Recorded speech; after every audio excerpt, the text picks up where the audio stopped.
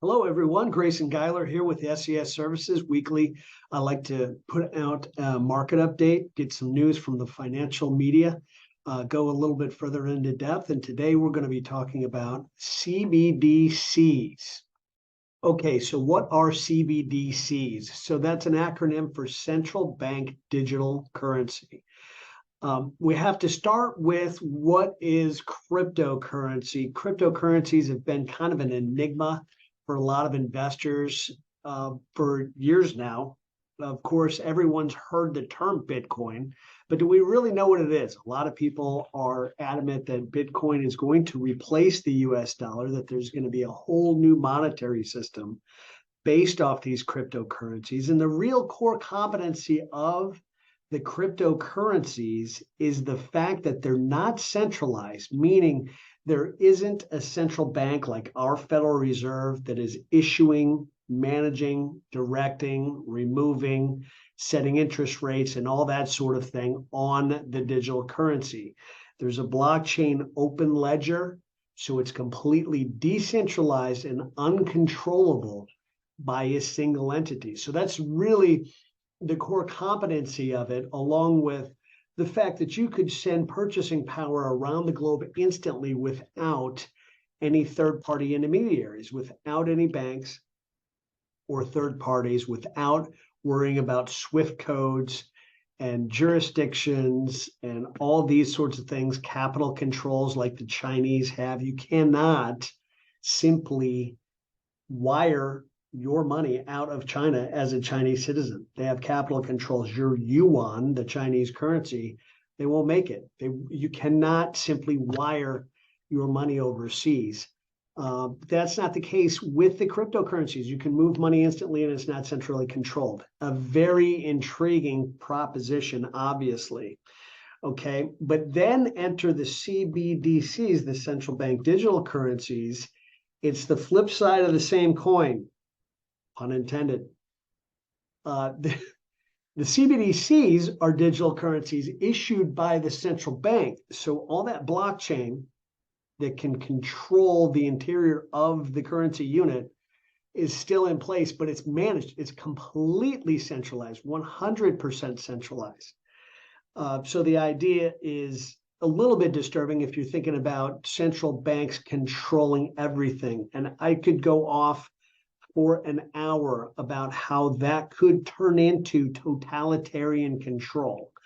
A lot of people are really worried about a lot of the financial press. We've talked about the financial press over the last couple of months. We thought it's gotten a little bit overly negative with all the interest rate rises and all the concerns about international strife, the war in Russia, all these different things. People have gotten very bearish to the stock market, and consequently, we thought the negativity was a little bit overdone. We're not saying that there are no issues out there, but now we're referring to yet another financial doomsday sort of thing from some of the Freedom Caucus type people in politics and in the financial media, talking about these CBDCs. If a central bank is controlling them, they can do anything. The central bank could, and the Chinese have already tried this.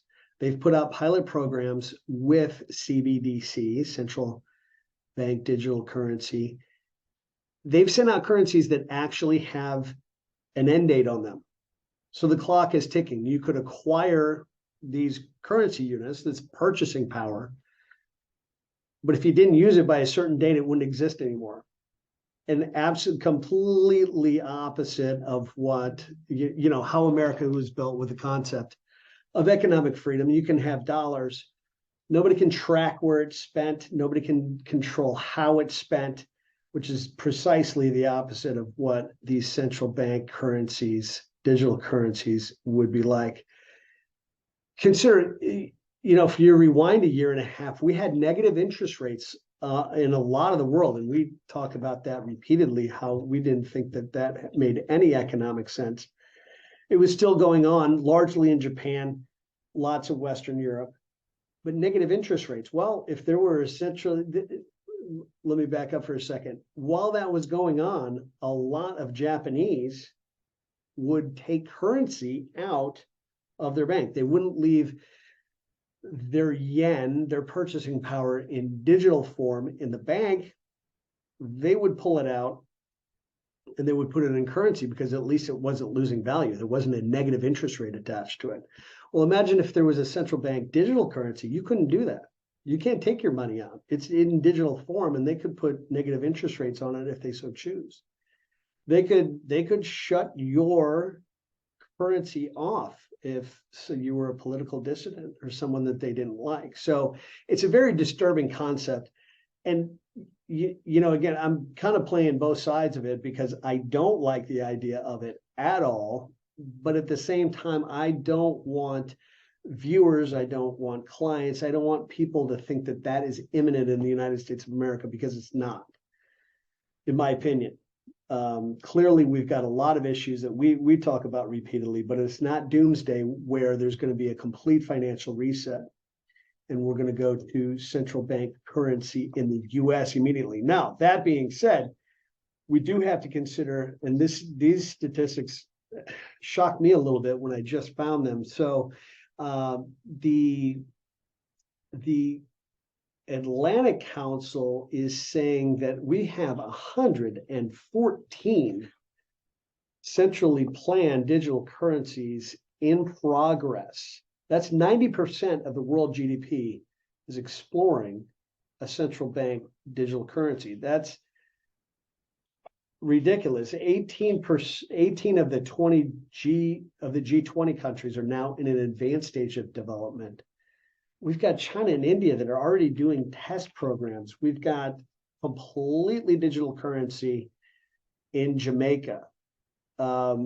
One of the examples of a larger economy, because Nigeria is some 220 million people with tons of oil, tons of natural resources. So they have a legitimate economy.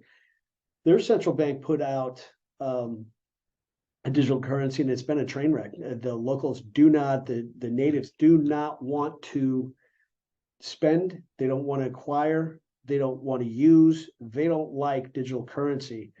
And the government's retaliating.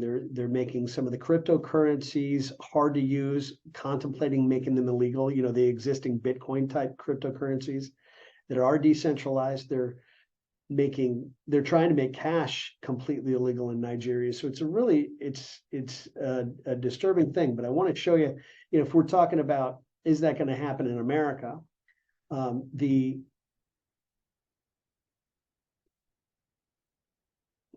Bear with me a second. Having computer problems. Here's a picture of the US dollar. Now, if we had the idea that there was going to be a complete reset of the monetary system and our dollars were going to be worthless, it makes sense to look back at a history of the value of the US dollar. This is the US dollar index as defined by its value versus a lot of international currencies, largely the euro in this chart. But you'll notice more than a 2-year uptrend. We started this uptrend even before the central bank started raising interest rates in the spring of last year.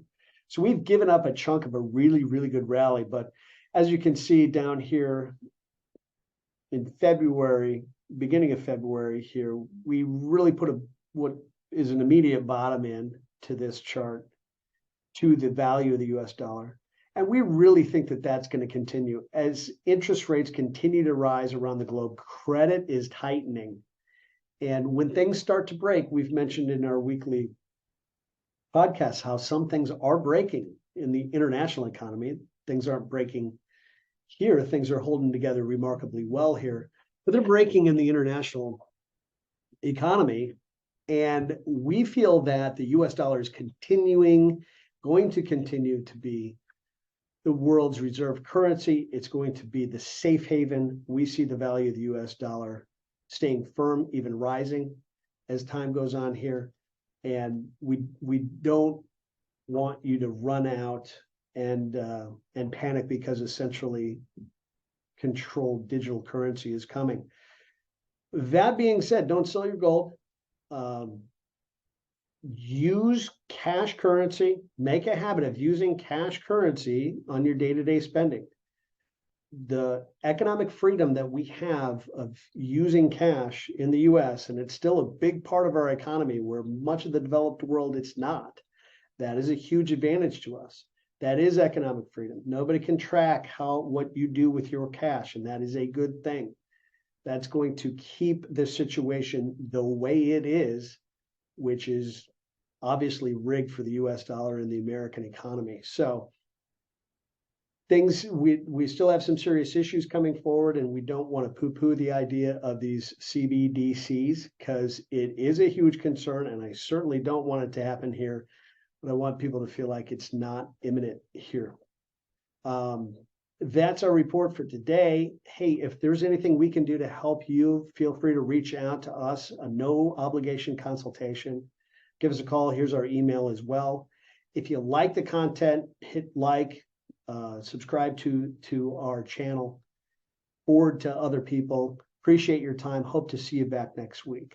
Thank you.